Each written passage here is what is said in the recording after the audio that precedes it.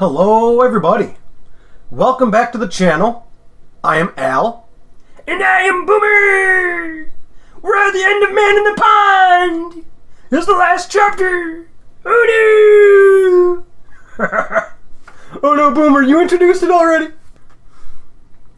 But as you can see here, this is the thumbnail for chapter 19 that It's Game Tech made. I love it, Al! And I'm guessing that's Carol, right? Looking up at the stairs into heaven! The thumbnail spoils the ending of the story a little bit, I guess, but you know what? I wanted to show something a little bit different than just Ricky Stonehenge and his demon horns and his brain-eating amoebas. Yep. But anyway, I'm excited to get to the end of Man in the Pond, Al! Me too. It's been a while since I've been able to work on this because I've been sick. And I've been working extra hours or extra days the last couple weeks. So, yeah. I've been very busy and very sick. So I haven't been able to get this uploaded and edited and all that. Ugh. Now when we get to the end of chapter 19, oh,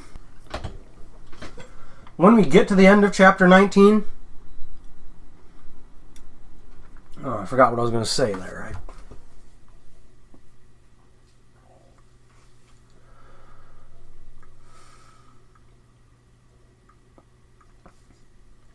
Anyway, I love this thumbnail. You know, it's just beautifully done. I love the flowers on the sides of the stairwell, and I love the shining light coming out through the gates. Statues of angels by the gateway, and all these castles in the background. Clouds, doves, it's good. Oh yeah, it is, Al. But when we get to the end of chapter 19, I've got other pictures that It's Game Tech made that were candidates for the thumbnail for this chapter, and I want to show those just because of how well done those are as well. But I'm going to save them for the very end. Anyway, I think I'm ready to get started on chapter 19.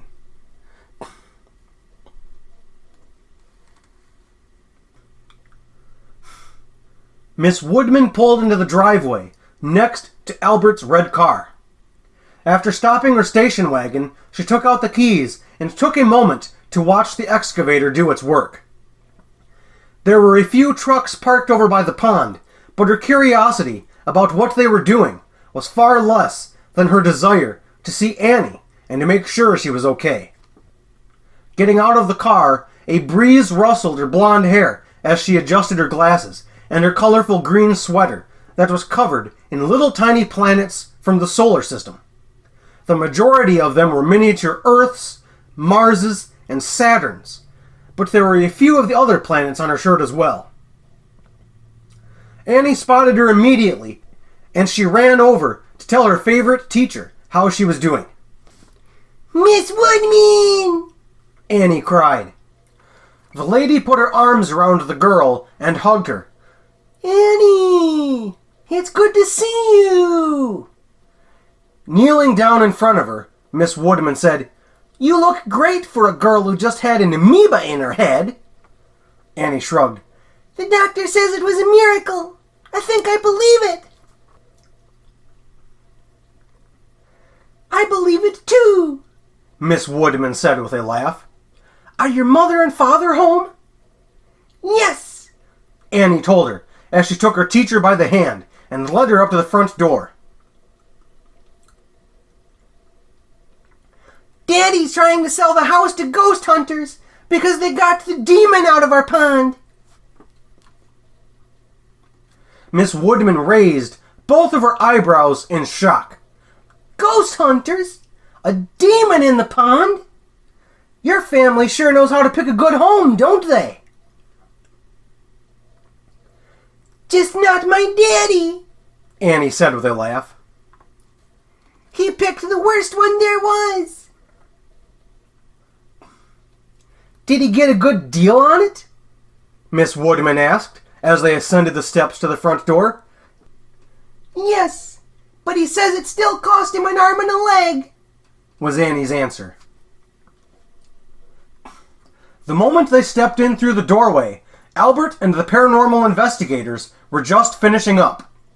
After they all introduced themselves to each other, Tyler noticed how attractive this young teacher was. She couldn't have been older than 35. Smiling at all of them, Miss Woodman made a comment on their purchase of the house.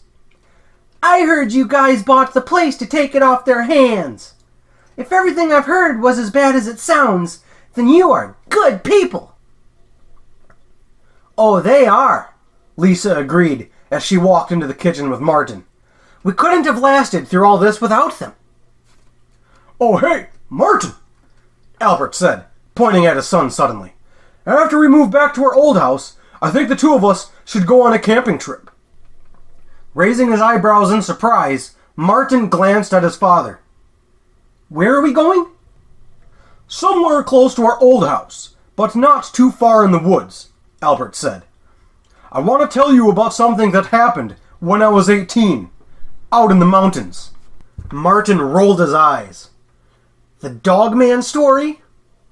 This surprised Miss Woodman. The Dogman story? Sounds intriguing. Sounds scary, Annie cried.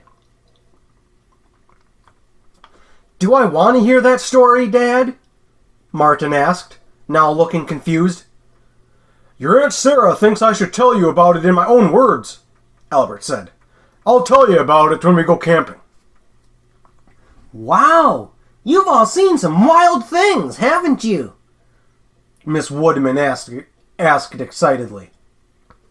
So, you guys have anything else you want to investigate? Tyler smiled and grabbed a folder off the table. Opening it up, he showed her a picture of another serial killer who used to wear a mask over his head with a swirl on the front. A cop named Detective Trenton spent 2 days and 2 nights stuck in a house with this guy. He killed him several years ago, protecting his partner, but now the ghost of Twist is haunting that house, and the detective is locked up in a psych ward. All of his friends sighed loudly, but Albert laughed. Another demon serial killer? Aren't you guys burned out on those by now? Yes! Steve, Evie, and Keisha all said in unison. No, Tyler said. This evil spirit is still active, and we know where he is. He's in Sun City. We need a break, Steve said. Besides, we're not the only paranormal investigators who can deal with it. Tyler seemed disappointed that he was outvoted for going after Twistface. But he knew deep down that something that evil would be dealt with eventually. Even if it wasn't them who took care of it. Somebody out there would have what it took to step up to the plate. And now we got another pause here with 4 stars. Later that night, after the pond was all filled in and Miss Woodman returned home, Annie lay awake in her bed, wearing pajamas that looked like her teacher's shirt.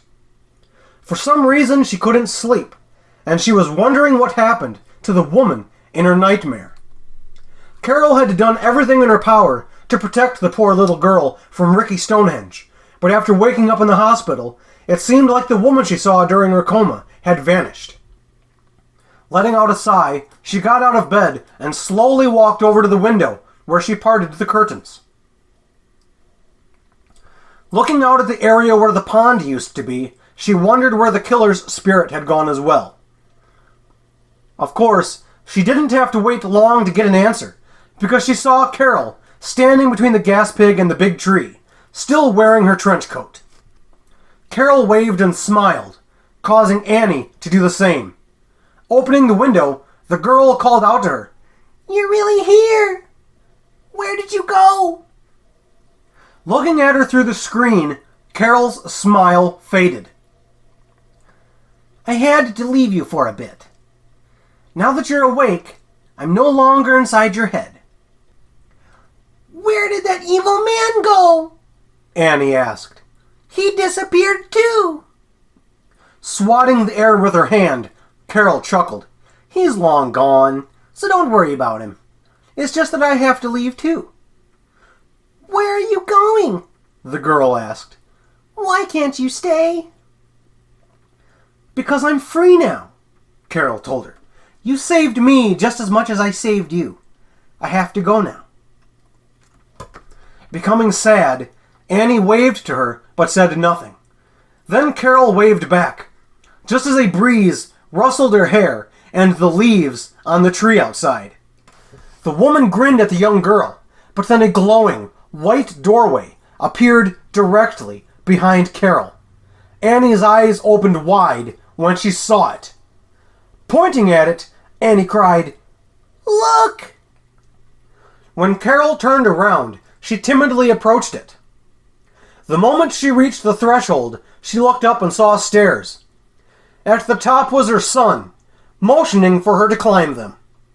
Glancing back at Annie, Carol said with excitement, "It's my son! He's waiting for me!" Waving goodbye, Annie watched as Carol stepped through the doorway and disappeared. All right, Boomer. That was the end of Man in the Pond. Wow, Al. This final chapter was quite a good chapter. Oh yeah, it was. Now that we're at the end of the chapter, I'm going to record or end the recording here. And then I'm going to start a new recording because I want to show the candidate thumbnails that It's Game Tech made. So, with the story now done, I'm going to go ahead and do that. Okay, now that we're done with Man in the Pond, I wanted to show some cool stuff at the end of this video. This right here is the thumbnail without the Chapter 19 label. So, we've already seen this picture before, but that's okay. I wanted to give everyone a better look at it. It sure was an amazing thumbnail, though, Al. Especially when Carol Wright goes into heaven. Oh, yeah. And now we've got her climbing the stairs. That's awesome, Al. And her son is waiting for her in the light. Mm-hmm. But yeah. These pictures that It's Game Tech made of Carol Wright going to heaven, I love them. They are so well done. I got one more picture I want to show really quick. Let's close this one. Now we want this. This is what Ricky Stonehenge would have looked like if he had never turned evil. If he would have never, or if demons had never got involved in his life. Man, Al, he just looks like a regular guy in the water. Oh yeah, he is. And his eyes aren't demonic.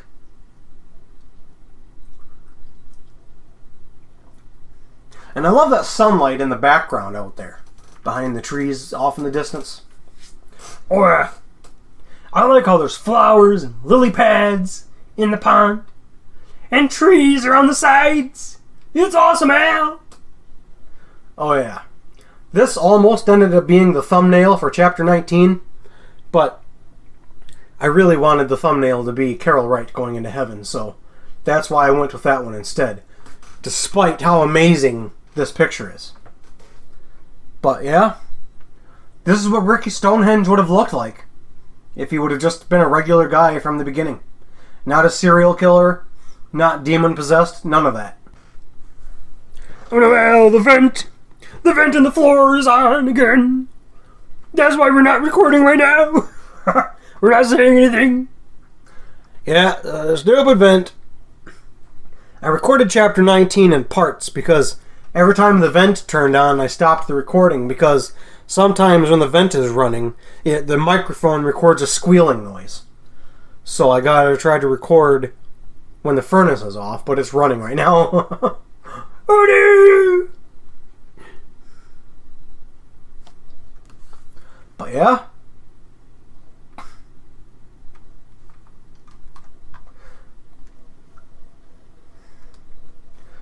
That was it for Man in the Pond. The story is done. If you liked the story and this final chapter, go ahead and hit the like button and subscribe to the channel if you haven't already, because more stories are on the way. And the next story is going to be a prequel story called Twist.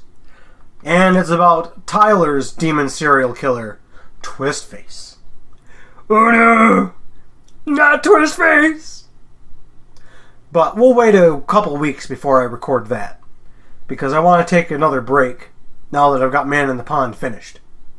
So, I think I'm going to end the video here. And with all that being said, this is the end.